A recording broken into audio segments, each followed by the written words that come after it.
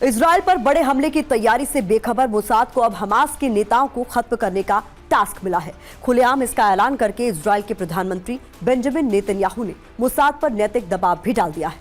Mossad को मालूम है कि अगर इस मिशन में जरा सी भी चूक हुई तो नतीजा 1997 से भी ज्यादा बुरा हो सकता है। आखिर 26 साल पहले ऐसा क्या हुआ था जिसकी वजह से इजराइल को अपमान का जहर पीना पड़ा? देखिए हमारा ये एपिसोड मशाल, अ स्ट्रेटेजिक ब्लंडर।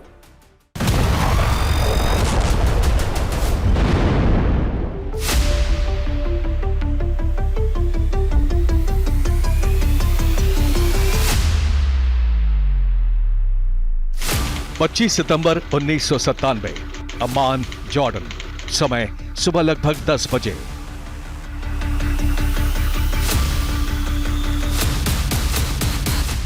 अम्मान के लिए वो आम दिन था। लोग अपने अपने काम धंधे में व्यस्त थे।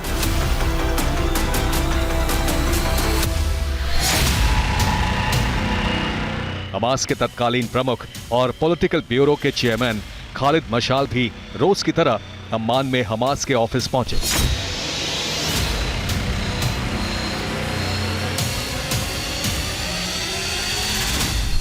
वो कार से उतरकर गेट तक पहुंचे ही थे कि दो लोगों ने उन पर हमला किया।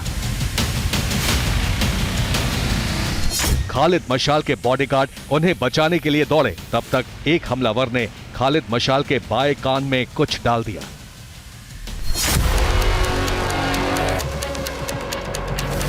खालिद मशाल के बॉडीगार्ड ने दोनों हमलावरों को दौड़ाकर पकड़ लिया।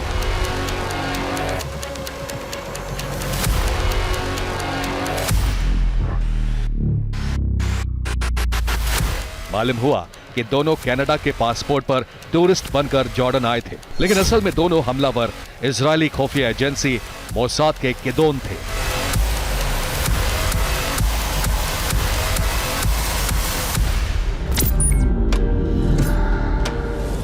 किदोन यानी स्पेशल एजेंट, जिनका काम ही होता है दुनिया के किसी भी कोने में जाकर दुश्मन का काम तमाम करना।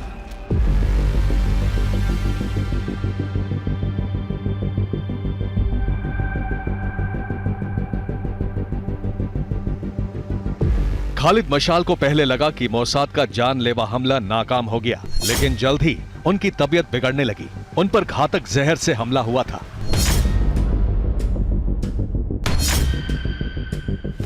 बेहोशी की हालत में उन्हें किंग हुसैन मेडिकल सेंटर में भर्ती कराया गया, जहां वो कोमा में चले गए।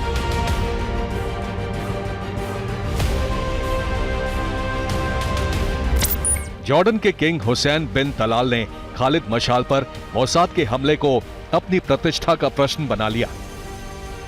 محاولة آثمة استهدفت حياته।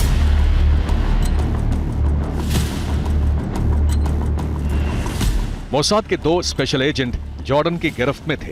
इजराइल और फिलिस्तीन के बीच 1994 में हुआ शांति समझौता खतरे में पड़ चुका था। जॉर्डन के किंग ने इजराइल के प्रधानमंत्री बेंजामिन नेतन्याहू के सामने शर्त रख दी कि खालिद मशाल की जान बचाने के लिए इजराइल अपने जहर का एंटीडोट भेजे, वरना जॉर्डन से दोस्ताना रिश्तों को हमेशा के लिए भूल जाए।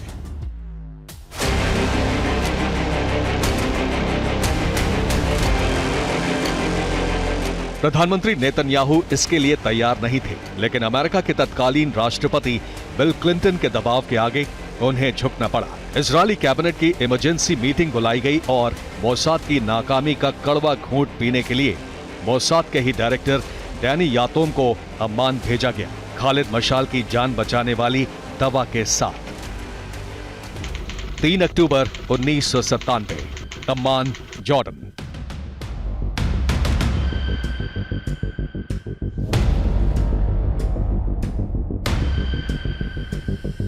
लेकिन मोसाद की इज्जत का जनाजा निकलना अभी बाकी था।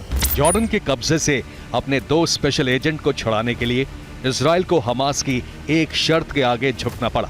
इजराइल को हमास के सर्वोच्च नेता शेख अहमद यासीन समेत 5 दर्जन से ज्यादा कैदियों को रिहा करना पड़ा।